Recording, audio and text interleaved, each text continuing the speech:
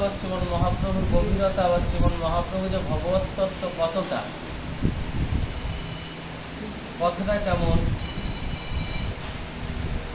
শ্রীমন মহাপ্রভু সর্বপ্রথমেই 8টি শ্লোক প্রদান করলেন।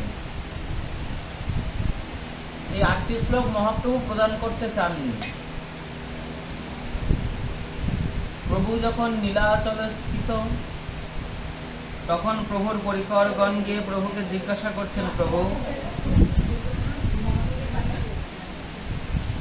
মা হরি বল, কথা বলবেন না, এটা আসতে আমার বড্ড অসুবিধা হয় এই একটা ক্ষেত্রে। এর আগের দিন পাঠে খুব বকাবকি করেছি।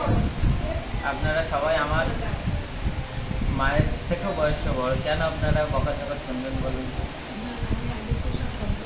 পাঠের আসনটা এধার ওধার তাকানোর জন্য নয়, পাঠের আসনের মর্যাদা রক্ষা করবেন।